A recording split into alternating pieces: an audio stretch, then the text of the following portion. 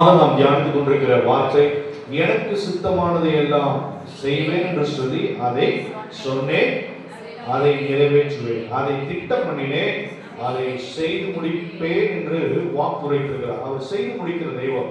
இன்றைக்கும் ஆண்டவர் நமக்கு பேசுகிற காரியம் என்று சொன்னால், இயேசுவுக்கு சித்தமானவர்களை அவர் தெரிந்து கொள்கிறவர்.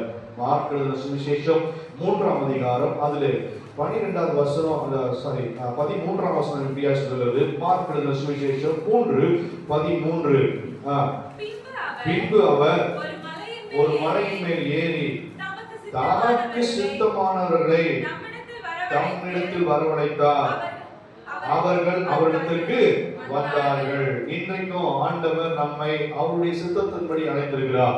வசனம் சொல்லுகிறது, யோவான் எழுதின சுவிசேஷம் 15ஆம் அதிகாரம் 16வது வசனத்துல, யோவான் 15:16 சொல்லுகிறது, நீங்கள் என்னை தெரிந்து கொள்ளவில்லை, நான் உங்களை தெரிந்து கொண்டேன். அப்போ நாம தேடி வரல, ஆண்டவர் அவர் நம்மை தேடி வந்தார். என்று சொன்னால், தன்னுடைய ஒரே பேரான குமாரனை விசுவாசிக்கும்படியாக அவர் இந்த பூமிக்கு என்ன பண்ணாராம்? தந்தருளினார். என்று சொன்னால், அவர் நம்மை வைத்த அன்பினாலே, அவர் நம்மை வைத்த பாசத்தினாலே, அவர் நம்மை வைத்த அக்கறையினாலே இந்த ஜனங்கள் அழுத்து போகக்கூடாது, இந்த ஜனங்கள் பிசாசனுடைய பிடியில சிக்கக்கூடாது, சாபங்களை தோஷங்களை அனுபவிக்க கூடாது, கஷ்டங்களை அவங்க அனுபவிக்க கூடாது என்று சொல்லி இவர்கள் சந்தோஷமா இருக்கணும், சமாதானமா இருக்கணும் என்று சொல்லி இந்த உலகத்திற்கு தன்னுடைய ஒரே பெயரான குமாரனை காவு கொடுப்பதற்காக அவர் தந்தறினார். அதனாலதான் இந்த நாட்களிலே அதை அனுசரித்துக் கொண்டிருக்கிறோம். அடுத்த மாதம் 3ஆம் தேதி நமக்கு என்ன இருக்கிறது? 3ஆம் தேதி குட் ஃப்ரைடே, 3ஆம் தேதி 2ஆம் தேதி வெள்ளிக்கிழமை, 3ஆம் தேதி குட் ஃப்ரைடே, இயேசு இறந்த நாள். அது குட் ஃப்ரைடே, துக்க வெள்ளி அல்ல, அது நல்ல வெள்ளி, சந்தோஷமான வெள்ளி. இயேசு நமக்காக மரிக்காவிட்டால் இன்றைக்கும் நாம் அந்த சாபத்துல, தோஷத்துல, வியாதியில, பொல்லாப்புல, மரண கஷ்டத்துல, பிசாசுடைய பிடியில, அந்த காலத்துல வியாதியில, மரண இன்னும் அவஸ்தையில தான் இருப்போம். அவர் மரித்தது நிமித்தமாய் பிசாசை மேற்கொண்டு நமக்கு ஒரு ஜெயத்தை கொடுத்திருக்கிறார். ஹல்லேலூயா. அப்போ இதெல்லாம் ஏன்னா நாம இதை தேடி போகல, நாம அவரை வரவழைக்கல, ஆவாராயே நம்மளை தேடி என்ன பண்ணாராம்? வந்தார். நீங்க சொல்லப்படுதுன்னா, தமக்கு சித்தமானவரை தம்மிடத்துல என்ன பண்றாராம்? அவர் தெரிந்து கொள்கிறார், வரவழைக்கிறார். அப்ப இன்றைக்கு நீங்கள் நானும் வந்தது ஏதோ ஒரு காரணத்துக்காக இல்ல, அவர் உங்களை முன் குறித்திருக்கிறார். ஆமே. எரேமியால சொல்லப்பட்டிருக்கிறது போல, தாயின் கருவில் உருவாக்கும் முன்னே நான் உங்களை என்ன பண்ணலாம்? பெயர் சொல்லி அழைத்தேன். நாம நினைக்கிறோம் அவர் மூலமாக, இவங்க மூலமாக, அந்த நபர் மூலமாக, அந்த ஊழியர் மூலமாக. இல்ல, ஏற்கனவே உங்களை குறிச்சு ஒரு பேர் எழுதப்பட்டிருக்கிறது, முன் குறித்தபடினாலதான். இது ஒரு ஆக்சிடென்ட் கிடையாது, இது ஒரு தற்செயல் கிடையாது, ஏற்கனவே முன் குறிக்கப்பட்டிருக்கிறது. நீங்க இப்படிதான் வரணும், இந்த சூழ்நிலையில நீங்கள் வந்து இயேசுவை அறிந்து கொள்ளணும், இந்த சபையில நீங்கள் உட்கார வேண்டும் என்பது அது இயேசு முன் குறித்திருக்கிறார். இன்றைக்கு அநேக ஜனங்களை ஆண்டவர் ஆயத்தப்படுத்தி கொண்டிருக்கிறார். நம்ம நினைக்கலாம், நானா எப்படி வந்தேன், நான் எந்த சூழ்நிலை வந்தனால வரதுக்கு வாய்ப்பே இல்லையே. பல நேரம் நம்ம யோசித்திருப்போம், பல நேரம் யூகித்திருப்போம், பல நேரம் சிந்திச்சிருப்போம். ஏன்னா என்னுடைய பாரம்பரியம் என்ன, என்னுடைய ஜனம் என்ன, என்னுடைய அந்தஸ்து என்ன, நான் எப்படி இருந்தவன், இதெல்லாம் பின்பற்றி கொண்டிருந்தேன். ஆனா இன்னைக்கு எதெல்லாம் தூக்கி போட்டு இயேசுவே தெய்வம்னு சொல்லி நீங்க உட்கார்ந்து இருக்கா, இது எப்படி நடந்தது? ஆனா ஆண்டவர் நிர்ணயம் பண்ணினதை ஒரு காலம் மாற்ற முடியாது. ஏற்ற நேரத்தை குறித்த காலத்துல அவர் நம்மளை தூக்கி எடுத்து நிறுத்துகிற தெய்வம். நம்முடைய பாரம்பரியம், நம்முடைய குலதெய்வம், நம்முடைய கோத்திரம் ஏதும் தேவையில்லை. நம்ம அவர் பிரியப்பட்டார்னா, அவர் நினைச்சிட்டார்னா, அவருடைய திட்டம் இருந்துச்சுன்னா, அவருடைய தீர்மானம் இருந்துச்சுன்னா, அவர் எவரையும் தூக்க ஒரு பொல்லாத மனுஷன், கிறிஸ்தவரை துன்பப்படுத்திட்டு இருந்தவன், அவன் வேதனைப்படுத்திட்டு இருந்தவன், சபையில் அடிச்சு நொறுக்கிட்டு இருந்தவன், அதன் உபதேசத்துக்கு எதிராக எழுப்பி கொண்டிருந்தவன், ஆனா அவனை ஆண்டவர் தூக்கணும் நினைச்சாரு, தொடரணும் நினைச்சாரு. வழி பிரயாணமாய் போய் கொண்டிருந்தவனை ஒரு வார்த்தை தான், சவுலே ஏனை துன்பம், அந்த வார்த்தையில கீழே விழுந்தான், இயேசுவை ஒப்பு கொடுத்தான். அவன் மிகப்பெரிய ஊழியனாய் மாறினான். இந்த புதிய ஏற்பாட்டுல பல நிறுவனங்களை எழுதியிருக்கிறான். அப்படிப்பட்ட கொடூரக்காரனே தூக்க முடியும்னா, அப்படி கொடூரக்காரனே மாற்ற முடியும்னா, இன்னைக்கு நீங்க நானே ஏமாத்துறோம். அவர் முன் குறிச்சார்னா நிச்சயமா ஒரு நிமிஷத்துல உங்க வாழ்க்கையை அவர் மாற்ற முடியும். எவ்வளவு பெரிய மோசமான குடிகாரர்களையும், எவ்வளவு பெரிய கொலைக்காரர்களையும் அவரால் மாற்ற முடியும். இயேசு கிறிஸ்துவினுடைய அன்பு அது சகலவற்றையும் திருத்த மாற்ற அவரால் முடியும். நீங்க சொல்லப்படுது தமக்கு சித்தமானவர்கள் தம்மிடத்துல அவர் தெரிந்து கொள்கிறார். அங்கே சொல்றது அவரே நம்மளை என்ன பண்ணுறாராம், தெரிந்து கொண்டவர்.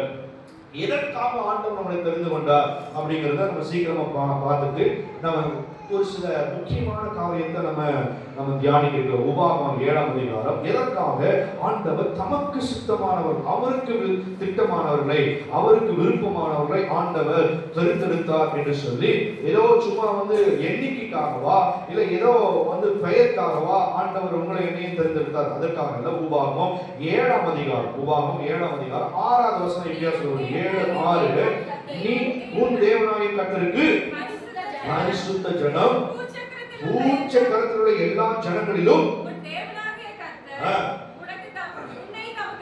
உன்னை தமக்கு சொந்தமாய் இருக்கும்படி என்ன பண்ணாரா, தெரிந்து கொண்டார். பாருங்க, அப்போ நாம எங்கெல்லாம் இருந்திருக்கலாம், நமக்கு இதுக்கும் சம்பந்தமே இல்லை, நமக்கும் கிறிஸ்தவத்துக்கும் சம்பந்தமே இல்லை, நமக்கு இயேசுவுக்கும் சம்பந்தமே இல்லை.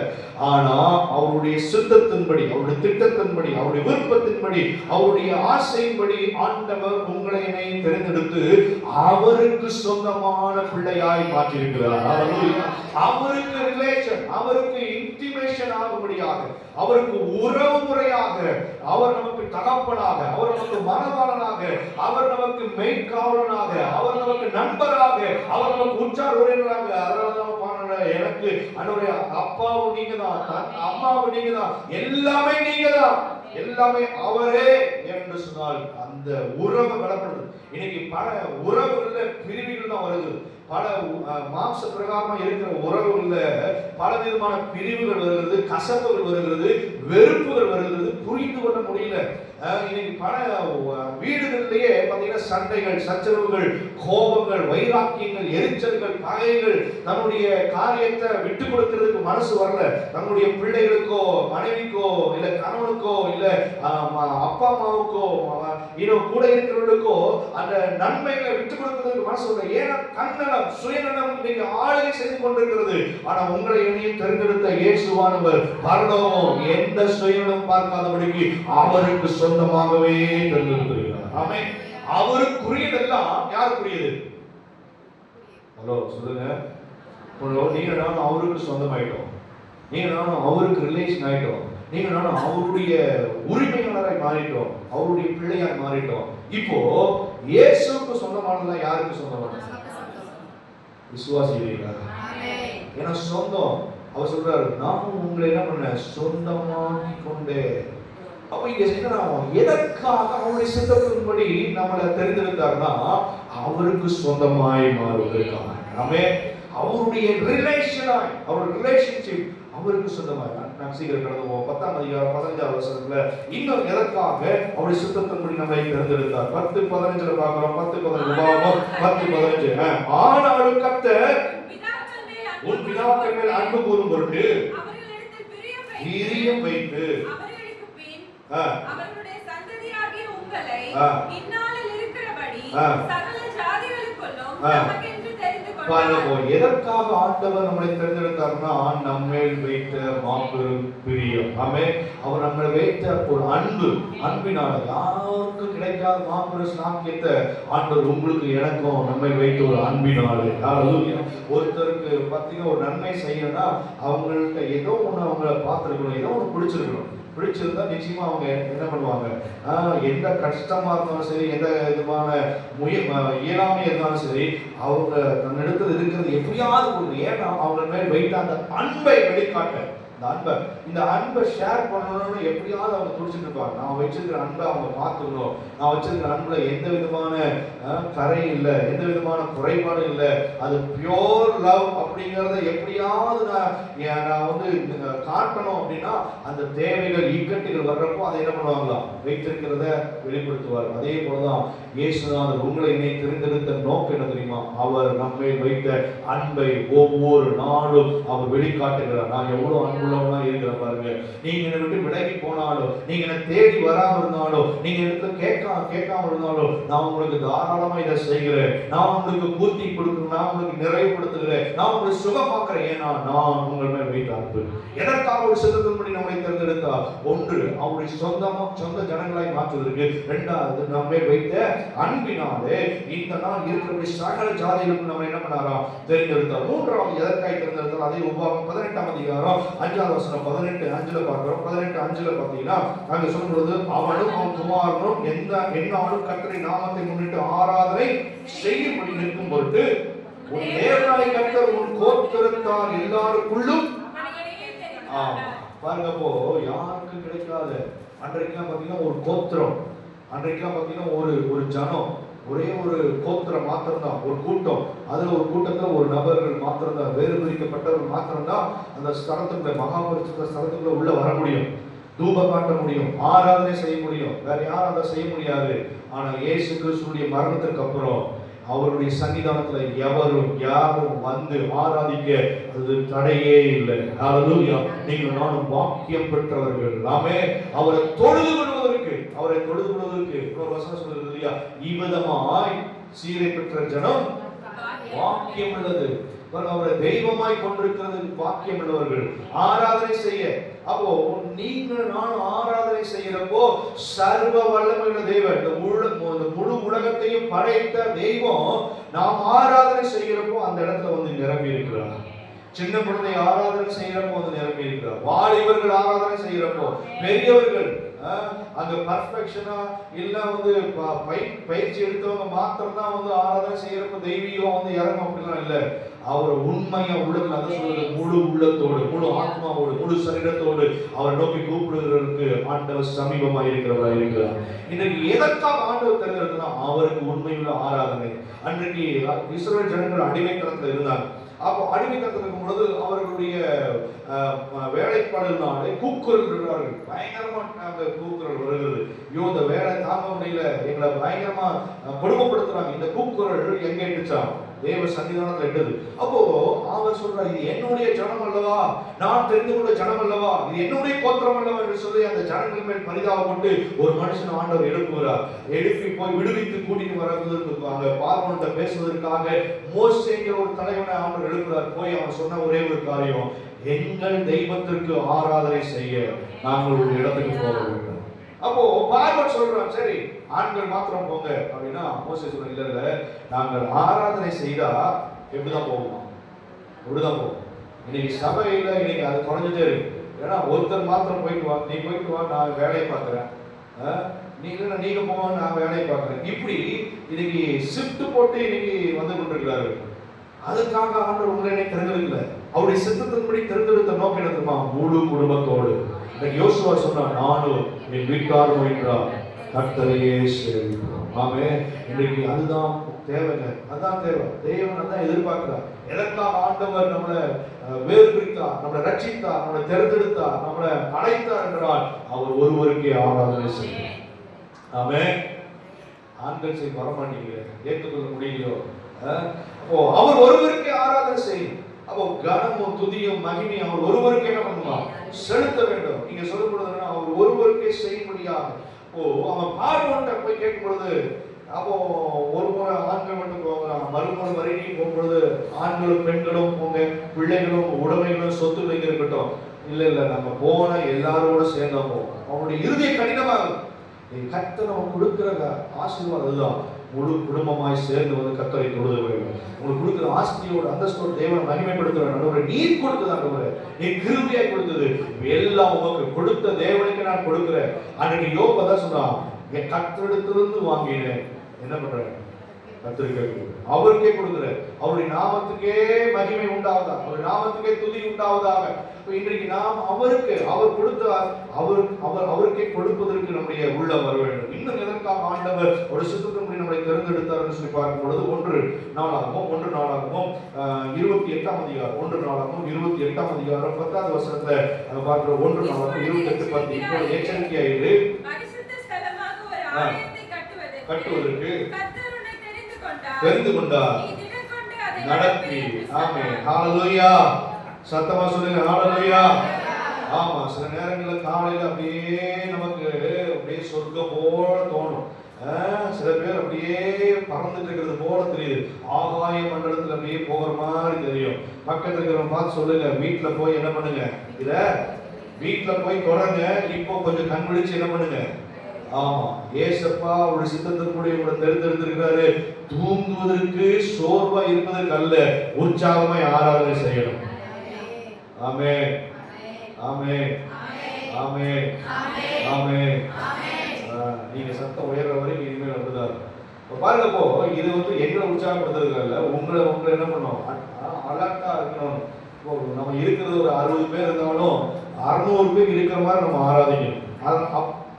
அதை பார்த்துட்டு தான் ஆண்டவர் 600 பேர்த்த தருவார். நம்ம இருக்கிறது 60 பேர் இருந்தா 6 பேர் இருக்கிற மாதிரி தான் எப்படி இருக்கும். ஆண்டவர் பாப்பா இவருக்கு கூட்டத்தை கொடுத்து என்னது பிரயோஜனமே இல்லப்பா. 60 எப்படிதான் இருக்கு, 6 இருக்கு. அது 6 ஓடவும் மாட்டேங்குது, ஆமா ஒட்டவும் மாட்டேங்குதா, அப்படி இருக்குது பாருங்க. சரி, நம்ம வருகிற நாட்டுல காரியத்தை நடப்பிக்கிறவர்.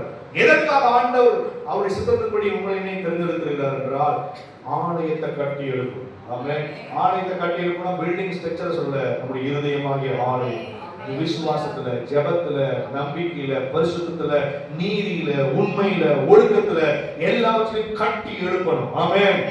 ஹalleluya. நீங்க பல நேரங்கள்ல போராட்டம், பிரச்சனை, பாடு, நிந்த வர்றப்போ இந்த ஆலயம் அப்படி சுக்குநூறா போயிடுது.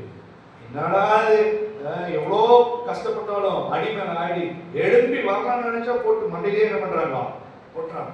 கடந்த நாட்கள் அப்படிதான் ஒரு சகோதரி வந்து பயங்கரமா அங்க உடம்படையில புருஷன்ட்டையும் பிரச்சனை, சொந்தக்காரங்கள்ட்டையும் பிரச்சனை, வீட்லயும் பிரச்சனை. சர்ச்சுக்கு வர்றாங்க, சர்ச்சில் வந்து பார்த்தா நாங்க வந்தாவே சில பேருக்கு பிடிக்க மாட்டேங்குது. சர்ச்சிலையும் சில பேர் எங்களை வந்து பகைக்கிறாங்க, எதிர்க்கிறாங்க. ஒரே பயங்கரமான அழுகு, கண்ணீர் போயிட்டு அவங்களுக்கு நாங்கள் எங்கே போவோம் நிம்மதியை தேடி நாங்கள் அங்கே வர்றோம். இங்கே எங்களுக்கு நிம்மதி இல்லையே, நாங்கள் எந்திரிச்சு நிற்கிறான்னு பார்த்தா எங்களை போட்டு என்ன பண்ணுறாங்க, அடிச்சு நொறுக்கி இருக்கிற இடம் எல்லாம் தும்சம் பண்ணுறாங்க என்று சொல்லி, இதுதான் போராட்டம். நாம் கட்டி எழுப்புகிறவராய் மாற வேண்டும். என்ன வந்தாலும் சரி, என்னை ஆண்டவர் அவர் சித்தத்தின்படி தெரிந்திருக்கிறார். அவருடைய விருப்பத்தின்படி நிறைவேற்றுவார். அவர் சொன்னதை அவர் நிறைவேற்ற அவர் போதுமானவர். என்னை குறித்து ஒரு திட்டம் இருக்கு. அந்த திட்டம் நிறைவேறுகிற வரை ஒருவர் என்னால் கை போட முடியாது, ஒருவர் எனக்கு எதிராக நிற்க முடியாது, ஒருவர் எனக்கு முன்பதாக ஒரு சொல்ல முடியாது. அந்த சொல் அது வாய்க்காதே போகும். உங்களை குற்றச்சாட்டு படுத்துகிறவன் தேவனையே குற்றப்படுத்துகிற மாதிரி. அதான் சொல்றது, உன்னை கொடுக்கிறவன் ஏன் கண்மணிய கொடுக்கிறான். அப்போ அவங்க நம்மள சொல்றாங்களா, நம்ம திட்டுறாங்களா, நம்மள வேதனைப்படுத்துறாங்களா? உங்களை வேதனைப்படுத்தல, யாரை வேதனைப்படுத்துறாங்க? உங்களை தெரிந்தெடுத்த தேவனை வேதனைப்படுத்துறாங்க. இன்னைக்கு நினைச்சுங்க, யாராவது உங்களை வந்து அனாவசியமா திட்டுறாங்களா, அநியாயமா உங்களை வந்து கேவலப்படுத்துறாங்களா? நீங்க அதை நினைச்சிட்டு நீங்க வரிச்சு கட்டிட்டோ இல்ல வீராப்போ என்ன பண்ணாதீங்க. ஏன்னா உங்களை தெரிந்தெடுத்த தெய்வம் அதை ஏற்றுக்கொண்டிருக்கிறார்.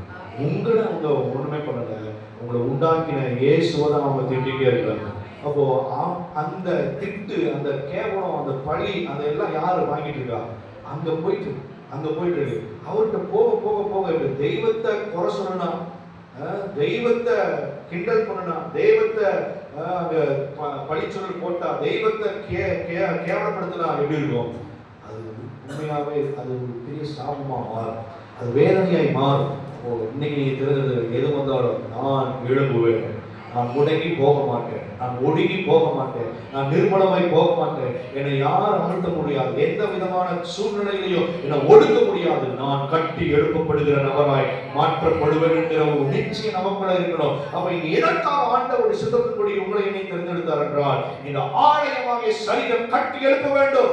விசுவாசத்திலையும், நம்பிக்கையிலையும், ஜெபத்திலையும், வேத வாசிப்பிலும், ஐக்கியத்திலும், ஒரு மனதிலும் நாம் கட்டி எழுப்பப்படும் பொழுது நிச்சயமாவே கர்த்தருடைய சித்தத்தை ஆண்டவர் நிறைவேற்றுவார். இன்னும் 29ஆம் அதிகாரம், அதே 1 நாளாகவும் 29ஆம் அதிகாரம் 11ஆம் வசனத்தில் சொல்வது, கர்த்தாவே மாட்சிமையும் மகிமையும் ஜெயமும் மகத்துவம் உம்முடையவைகள்.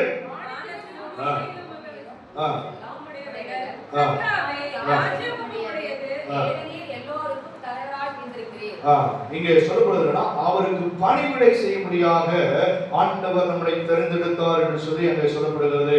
பணிவிடை செய்யும்படியாக ஆண்டவர் நம்மளை வேறுபடுத்தியிருக்கிறார். நாம் சாதாரணமான அல்ல, அவருக்கு ஊழியம் செய்யும்படியாக கர்த்தர் நம்மளை நம்பி கொடுத்திருக்கிற சின்ன பொறுப்பா இருந்தாலும் பெரிய பொறுப்பா இருந்தாலும் அதுல ஆண்டவருக்காக ஊழியம் செய்யும்படியாக பணிவிடை செய்யும்படியாக 2 நாளாகும் 29:11 என் குமாரரே இப்பொழுது அசதியாய் இராதேயுங்கள், நீங்கள் கர்த்தருக்கு பணிவிடை செய்யும்படி அவருக்கு முன்பாக நிற்கவும் அவருக்கு ஊழியம் செய்வதற்கு தூப காட்டுகளுமாய் இருக்கவும் உங்களை அவர் தெரிந்து கொண்டார். சின்ன ஊழியமும் பெரிய ஊழியமும் நேற்றுக்கு அருமையான சகோதரி வியூலா அவங்க சொன்னாங்க, அவங்களே போன் எடுத்து அவங்க வாய்ஸ்ல கேட்கிறப்போ ரொம்ப ஆச்சரியமா இருந்துச்சு.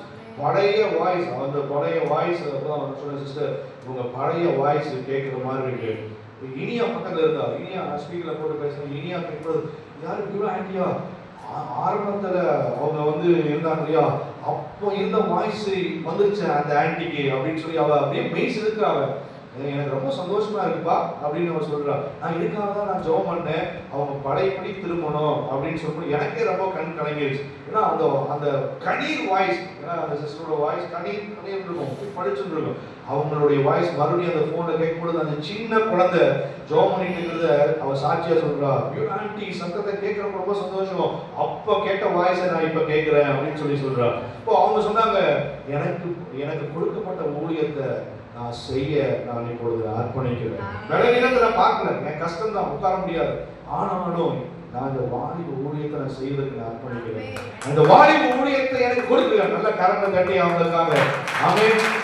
அவன் நேர்த்தியா சொன்னார், என்னை நம்பி கொடுத்திருக்கிற ஊழியத்தை நான் செய்யறேன். இது அசதியா இருந்ததுக்கு பல காரியம் ஓப்பனா பேசுறேன். நான் ஆண்டவர் விட்டு கொஞ்சம் பின்வாங்கி போனேன், அலட்சியமா இருந்துட்டேன், ரொம்ப நிர்விசாரமா இருந்துட்டேன், ஜபத்துல இல்லை, வேதத்துல இல்லை, ஆராதனை வரல, லேட்டா வர்றது, சீக்கிரமா போயிடுது, இப்படி எல்லாம் அவங்க ஓப்பனா அவங்க பேசினாங்க. அவங்க ஆராய்ந்து பார்த்து அர்ப்பணித்து அவங்க ஒப்பு கொடுத்தாங்க. ஆண்டவர் இன்றைக்கு அழகா அவங்கள அப்படியே சுகமாக்கி கொண்டு இருக்கிறார். அவங்க சொன்னாங்க, என்னை நம்பி கொடுத்துருக்கிற ஊழியத்தை, என் விலகினத்தை அதை வச்சு நான் சொல்லாதபடிக்கு, என் கஷ்டத்தை நான் அதை பெருசா நான் சொல்லாதபடிக்கு இதுலையும் அவருக்கான ஊழியம் செய்ய போகிறேன். இன்னைக்கு உங்களை என்னை வச்சிருக்கிற நோக்கம் என்ன தெரியுமா? அவருடைய வேலையை செய்வதற்காக ஏதாவது ஒரு வேலை அவருக்கு அது பண்ணிவிடும். உங்களை நம்பி கொடுத்த ஊழியம். நீங்க பல நேரங்கள்ல நான் இதை செய்யல, எனக்கு என்ன ஆதாயம்? நீங்க பல நேரங்கள்ல கர்த்தர் உங்களை நம்பி கொடுத்துருக்கிற அந்த அபிஷேகம், அந்த வரம், அந்த கிருபை இன்னைக்கு எல்லாம் முடங்கி போயிருக்குது. இன்னைக்கு அது சுயநலமா போயிட்டு இருக்குது. அந்த பல இடங்கள்ல இதை நான் பார்த்துட்டு இருக்கிறேன். தன்னுடைய பெயர் வருவதற்காக ஊழியம் செய்கிற ஆட்களா இருக்கிறார். தன்னுடைய தான் பிரஸ்தாபம் ஆகணுங்கிறதுக்காக அவங்களுடைய பெயர் வரலைன்னா அந்த வேலையை செய்யறது. இது அவங்களுடைய பிரஸ்தாபப்படுத்தலைன்னா இதற்கு முக்கியத்துவமே கொடுக்கறது இல்லை. ஏதோ வரட்டும் அவ்வளவுதான், எனக்கு ப்ரையாரிட்டியே இல்லையே, எனக்கு முக்கியத்துவமே இல்லையே, எனக்கு கனமே இல்லையே அப்படின்னு சொல்லி இன்னைக்கு கொடுத்த அபிஷேகத்தை, கொடுக்கப்பட்ட கிருபையை இன்னைக்கு வீணடித்துக் கொண்டிருக்கிறார்கள். அருமையான தேவ ஜனமே, கர்த்தர் உங்களை நம்பி கொடுத்திருக்கிற ஊழியத்தை, கர்த்தர் உங்களை நம்பி கொடுத்திருக்கிற அந்த பொறுப்பை, அந்த வேலையை நீங்க செய்ய அசதியாகிறாதீர்கள். கர்த்தர் உங்கள்ட்ட தான் கணக்கு கேட்பார். கர்த்தர் உங்கள்ட்ட தான் கணக்கு கேட்பார். அன்றைக்கு அந்த காலத்துல கொடுத்த 5 கொடுத்தவன் 5 சம்பாதிக்கிறான், 2 கொடுத்தவன் 2 சம்பாதிக்கிறான், 1 கொடுத்தவன் அவன் சொல்றான், அவன் சொல்ற டயலாக் பார்த்தீங்கன்னா என்னது என்னது அவங்க ஒரு டைலாக் ஒன்று சொல்லி முடியல. நீ பயங்கரமான ஆளு, நீ பயங்கர ஸ்ட்ரிக்டான ஆளு, ஆகவே நான் என்ன பண்றேன், இதை நான் அதே பதுக்கி வச்சிருக்கேன், இதாங்க நீங்க கொடுத்த 1. ஆண்டவருக்கு அது தேவையில்லை. எனக்கு நீங்க வரத்தை கொடுத்தீங்க, கிருபையை கொடுத்தீங்க, அபிஷேகத்தை கொடுத்தீங்க, அதை நான் உண்மைக்கே கொடுக்குறேன். அதுக்காக ஆண்டவர் கொடுக்கல, உங்க மூலமாக ஒரு கூட்ட ஜனத்தை சம்பாதிக்கிறேன். ஆமென். எதற்காக ஆண்டவர் சித்தத்தின்படி உங்களை என்னை தெரிந்தெடுத்தார் என்றால் அவருக்கு பணிவிடை செய்ய முடியாது. அவருடைய சித்தத்தின்படி பாருங்க, அவர் சொல்லுகிறத நாம் செய்வதற்கும் திட்டம் பண்ணினதை நிறைவேற்றுவதற்கும் கர்த்தர் நம்மளுக்கு எதிர்பார்த்து கொண்டிருக்கிறார். ஆமென். அன்றைக்கு சீசர்களுக்கு அதான் சொன்னார். அங்கே சொல்லப்படுது, நம்ம மார்க்ல 3ஆம் அதிகாரம் 13ஆம் வசனத்துல பார்க்கும் பொழுது, அவர் தமக்கு சித்தமானவர்களை நம்மிடத்துல வரவழைத்து அவங்க தெரிந்தெடுக்கிறார். 12 பேருக்கு ஆண்டவர் என்ன பண்றாரா, தெரிந்தெடுக்கிறார். இந்த ஜனத்தின் இந்த சீசர்கள் மூலமாக அங்க பல காரியங்களை கற்றுக் கொடுக்கிறார். மத்தேயு 28ல பார்க்கிறோம், 18 வசனம் 20 வசனம் வரைக்கும் அவர்கள் ஆண்டவர் அவர்கள் ஆசீர்வதித்து நீங்கள் புறப்பட்டு போய் சகல ஜாதியில் என்ன பண்ணலாம்? சீஷராக்குங்கள். நான் உலகத்தில் முடிய விருது சகல நாட்கள் நான் உங்களோட கூட இருப்பேன். மார்க் 16ஆம் அதிகாரம் 15ஆவது வசனத்துல அங்க பார்க்கும் பொழுது என்னன்னா, நீங்கள் புறப்பட்டு போய் சகல ஜாதிகளுக்கும் சுவிசேஷத்தை பிரசங்கம் பண்ணுங்கள். 20ஆம் வசனம் சொல்றது, அவர்கள் புறப்பட்டு போய் எங்கும் பிரசங்கம் பண்ணினார்கள். ஆமென். எங்கும் பிரசங்கம் பண்ணினார்கள். கர்த்தர் அவர்களுடனே கூட கிரியை என்ன பண்ணாராம்? நடப்பித்தார். கிரியை நடப்பித்து அவர்களால் நடந்த அடையாளங்களினாலே வானத்தை வசனத்தை உறுதிப்படுத்தினார். பாருங்கப்போ, எதற்காக அவர் தன்னுடைய சித்தத்தின்படி சீஷர்களை வரவழைத்தார் என்றால், அந்த சுவிசேஷத்தை பிரசங்கம் சீஷர்களை தேர்ந்தெடுத்தது மாத்திரமல்ல, இன்றைக்கும் கர்த்தர் உங்களை என்னையும் அவருடைய சித்தத்தின்படி தேர்ந்தெடுத்தார். ஒரு சம்பவத்தை மாத்திரம் பார்த்து நாம் ஜெபித்து முடிக்க போகிறோம். இந்த சீஷர்கள் 12 பேர்த்த ஆண்டவர் தேர்ந்தெடுத்தா, அவர்கள் அவருடைய வாழ்க்கையில பார்த்தீங்கன்னா ஒரு கட்டம் வரைக்கும் அவங்க பயந்து சுயநலமாக தன்னலமாக அவர்கள் இருந்தார்கள். ஆனா அவர்களுக்கு கொடுக்கப்பட்ட இந்த பொறுப்பை அவருடைய சித்தத்தின்படி அவருடைய திட்டத்தின்படி அவர் நிர்ணயம் பண்ணதை அவர் விரும்புகிறத செய்து முடிக்க அவர் திட்டத்தை பூர்த்தி செய்வதற்கு நம்முடைய வாழ்க்கையை ஒப்பு கொடுத்தார்கள். அவர்கள் சாதித்ததை நாம் பார்க்க போகிறோம். அவர்கள் இயேசுவை பார்த்தார்கள். உயிரோடும் உயிர்த்தெழுந்தும் வெற்றி பெற்ற ராஜாவாய் பார்த்தார்கள். முன்பு அஞ்சி ஓடின அந்த மனிதர்கள் இப்போது அசைக்க முடியாதவர்களாய் நின்றார்கள். கிறிஸ்து அவர்களை பார்த்து சொன்னார், பரிசுத்தாவி உங்களிடத்தில் வரும்போது நீங்கள் பலனடைந்து எருசலேமிலும் யூதேயா முழுவதிலும் சமாரியாவிலும் பூமியின் கடைசி பரியந்தமும் எனக்கு சாட்சிகளாயிருப்பீர்கள். அப்போஸ்தலர் 1:8. இயேசு கிறிஸ்துவின் சீஷர்கள் 12 பேர். ஆனால் வேதாகமத்தில் 14 பேர் அப்போஸ்தலர்களாக சொல்லப்பட்டுள்ளனர். இவர்கள் கிறிஸ்து பிறப்பு 1ஆம் நூற்றாண்டில் வாழ்ந்து மிகவும் கொடூரமாக இரத்த சாட்சியாக மரித்தார்கள்.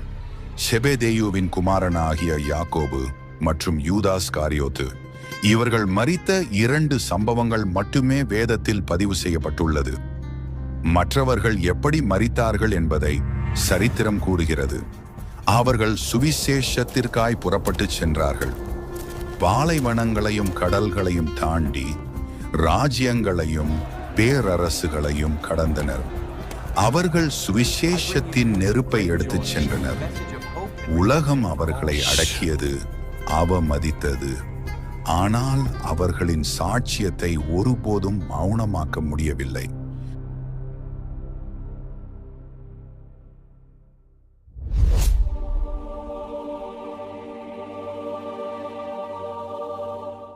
முதலில் பேதுரு.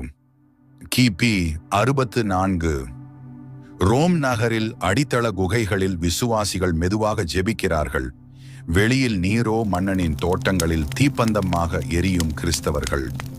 பேதுரு மீனவராக இருந்தவர். யாரிடம் போவோம்? நித்திய ஜீவ வசனங்கள் உம்மிடத்தில் உண்டே என்று தன் விசுவாசத்தை வெளிப்படுத்தியவர். முன்பு கிறிஸ்துவை மறுதலித்த பேதுரு பரிசுத்த ஆவியை பெற்று ரோமிலேயே இடி முழக்கமாய் பிரசங்கித்தார்.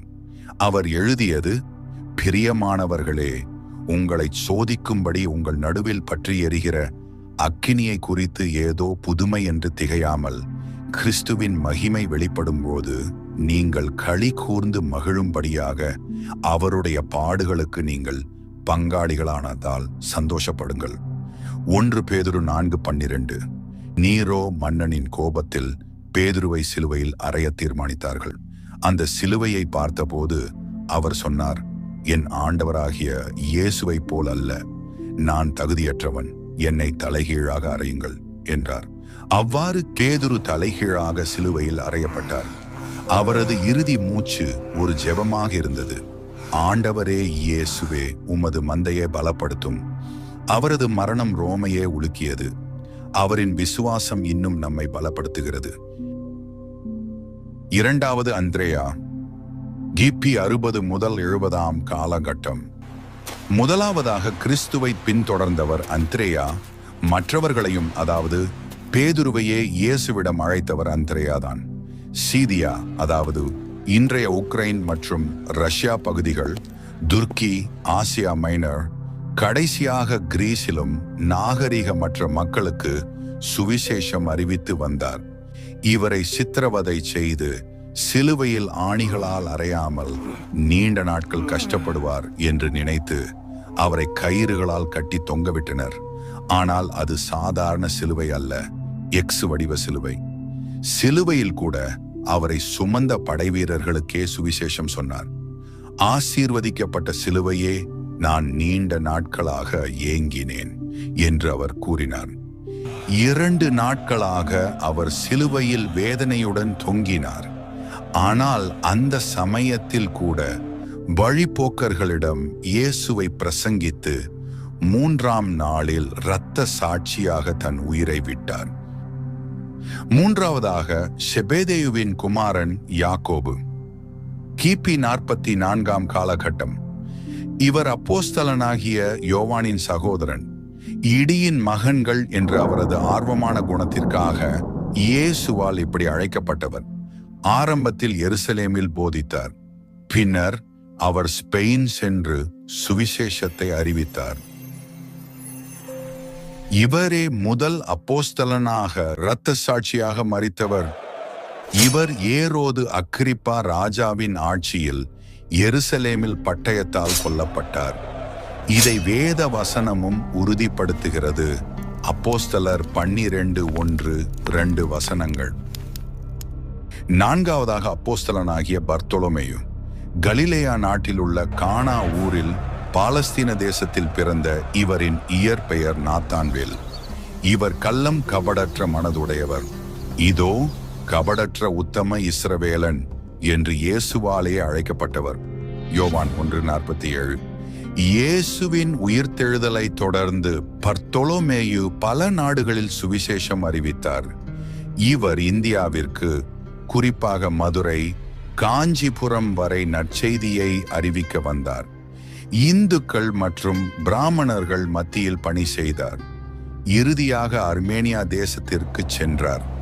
அங்கு நோயாளிகளை குணப்படுத்தவும் இறந்தவரை உயிர்ப்பித்தும் வந்தார்.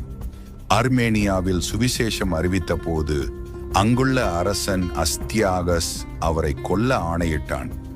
மரண தண்டனை வழங்கினான். பர்த்தொலோமேயு உயிருடன் இருக்கும்போதே இவரது தோலை உரித்து இரத்தம் சிந்த தலைகீழாக தொங்கவிட்டு சித்திரவதை செய்து அவரது தலையை வெட்டி பின்னர் இவரின் உடலை கடலில் வீசினார்கள்.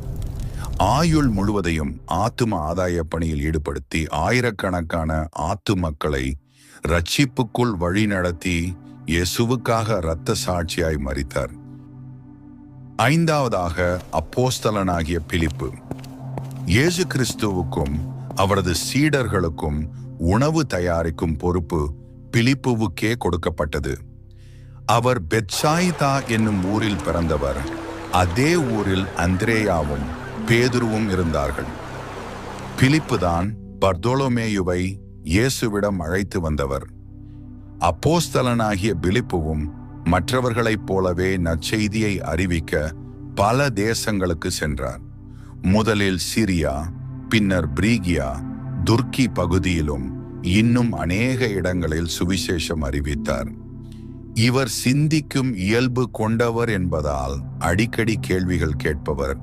கிபி 80 முதல் 90ஆம் காலகட்டத்தில் இறுதியாக அவர் துருக்கியில் பிரீகியா நாட்டில் சுவிசேஷம் அறிவித்த போது இந்த நகரத்தார் சர்ப்பத்தை கடவுளாக வழிபட்டு வந்தனர்.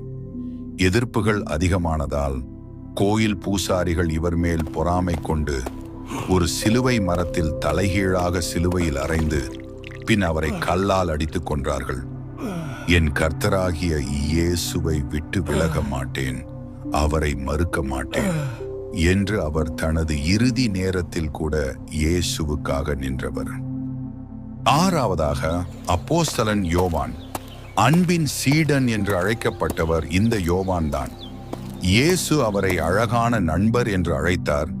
இயேசுவின் மார்பிலே சாய்ந்து கொண்டிருந்த ஒரே சீஷனும் இவரே. யோவான் 13:23. இயேசுவின் மரணம் மற்றும் உயிர்த்தெழுதல் காட்சிகளிலும் அவரது பங்கு மிக முக்கியமானது. இவர் பரிசுத்த ஆவியால் நிரப்பப்பட்டு வல்லமையாக சம்பவிக்க வேண்டியவைகளை வெளிப்படுத்தின விசேஷமாக எழுதியவர். ரோமில் அப்போஸ்தலனாகிய யோவான் சுவிசேஷத்திற்காக கைது செய்யப்பட்டார். அவரை கொல்ல முயற்சித்து கொதிக்கும் எண்ணெயில் வீசினார்கள். ஆனால் அற்புதமாக அவருக்கு எந்த காயமும் உயிர் சேதமும் ஏற்படவில்லை. உயிருடன் பத்திரமாக வெளியே வந்தார். அதனால் அவரை விஷப்பூச்சிகள் நிறைந்த பத்மு தீவுக்கு நாடு கடத்தி அவர் அங்கு சிறை வைக்கப்பட்டார். அங்கு கல் உடைக்கும் தொழிலில் ஈடுபடுத்தப்பட்டார். அப்போது எழுதியதுதான் வெளிப்படுத்தின விசேஷம். கிபி 100ஆம் ஆண்டில் தனது முதிர் வயதில் இயற்கையான மரணம் அடைந்தார். இயேசுவின் சீஷர்களில் இவர் ஒருவரே இயற்கையான மரணம் அடைந்தவர். 7வதாக தோமா.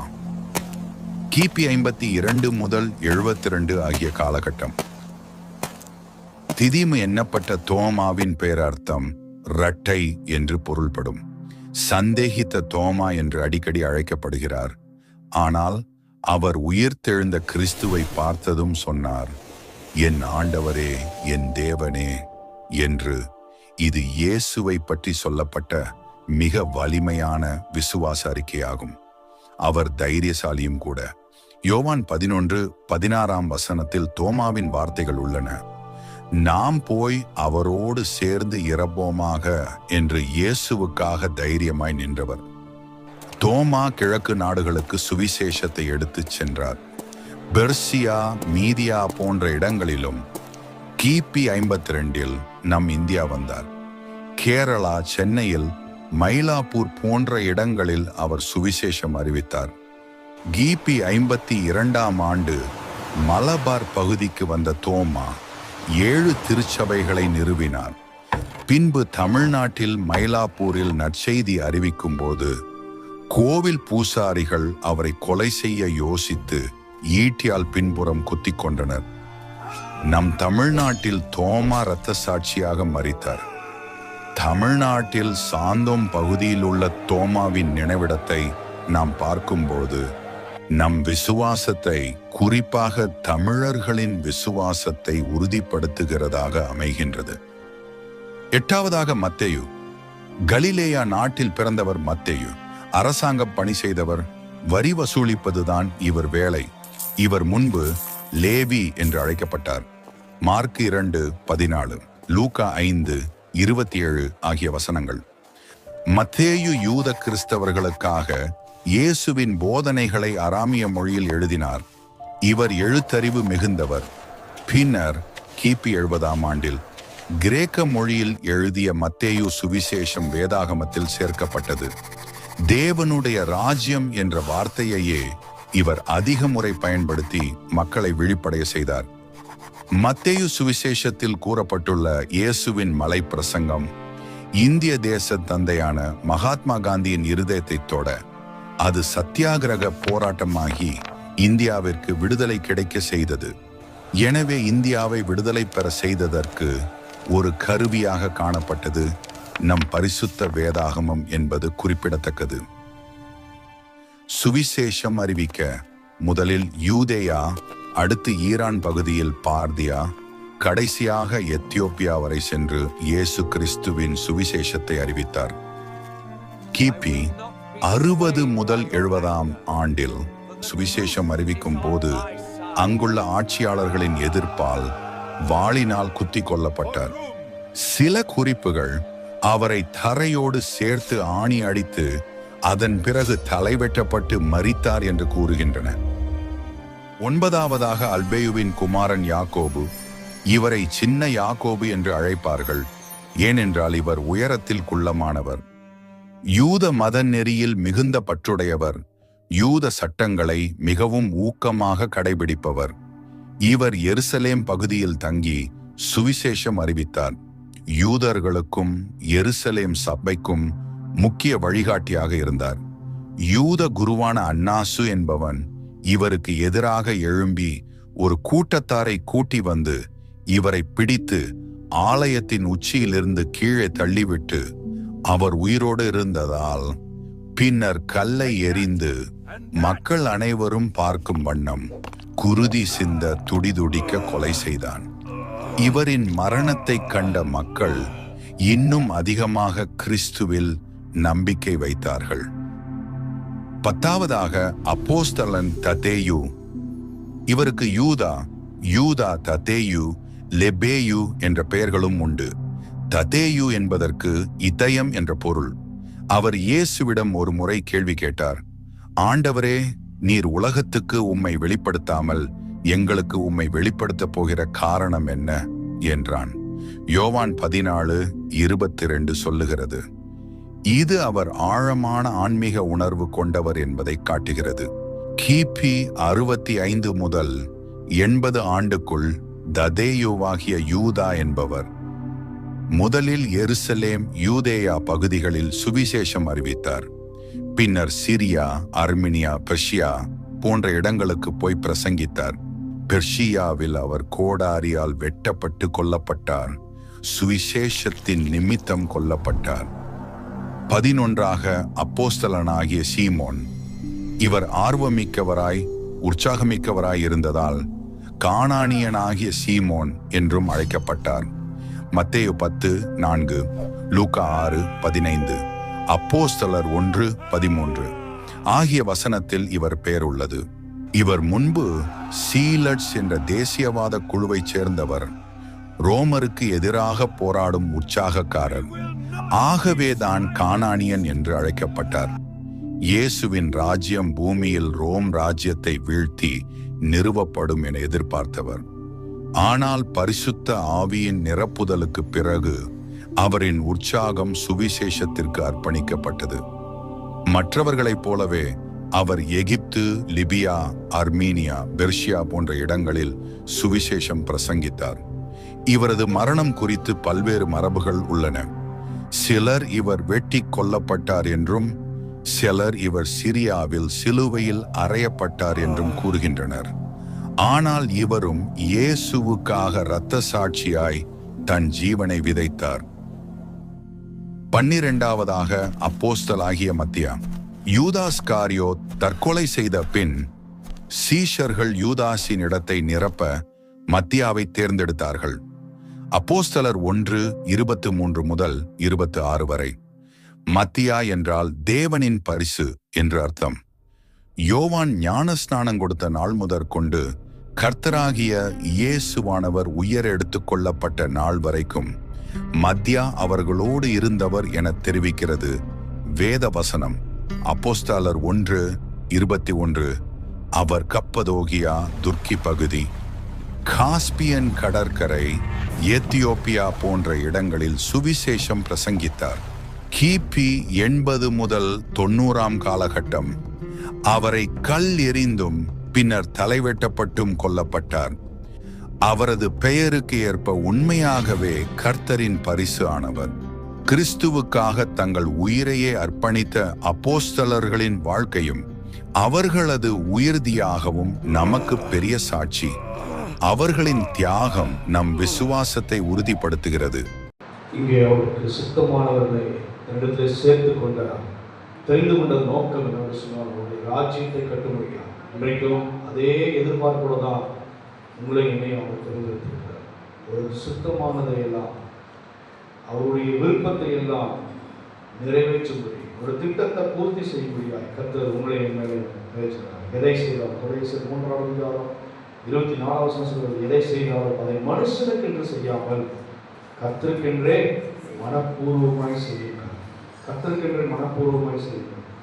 4:12 சொல்கிறது, அங்கே என்னன்னா, கிறிஸ்துவின் ஊழியக்காரனாகிய இவர் நீங்கள் தேவனுக்கு சித்தமானதை எல்லாவற்றையும் தேறினவர்களாயும் பூரண நிச்சயமானவர்களாயும் நிலைத்திருக்க வேண்டும் என்று தன் ஜெபங்களில் உங்களுக்காக எப்பொழுதும் போராடுகிறேன்.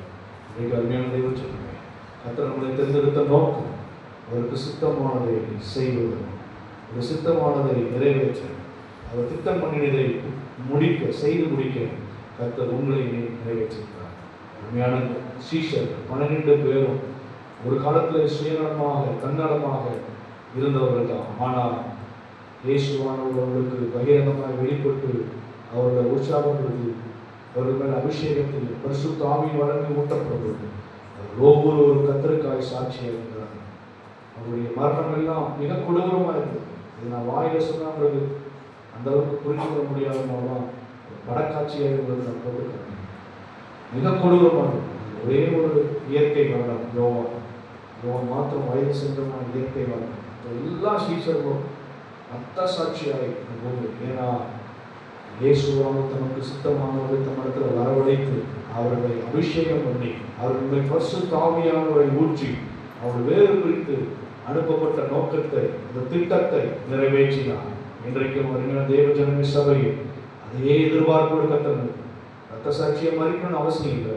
அவருக்காக ஒரு ஆத்மா அழிந்து போகிற ஒரு ஆத்மாவை இயேசுவண்டை வழிநடத்த நீங்க நான் அர்ப்பணிக்கும் பொழுது கத்தர் அதில் பிரியப்படுவார். அதுதான் அவருடைய சுத்தம், அதுதான் அவருடைய திட்டம், அதுதான் அவருடைய விருப்பம், அதுதான் அவருக்கு செய்ய வேண்டிய ஒரு நன்றி கடன்.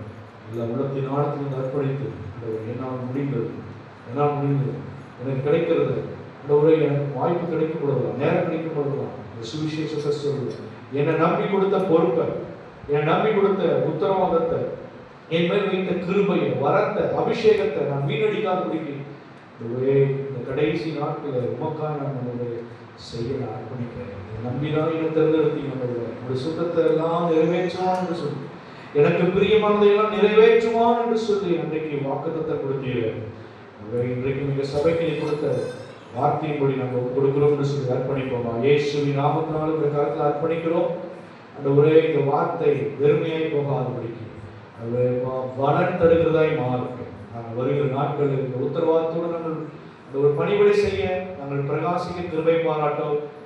கேட்ட ஒவ்வொருவருக்குள்ளையும் மனதில் பதியட்டும், அவர்கள் சேவை செய்யட்டும்.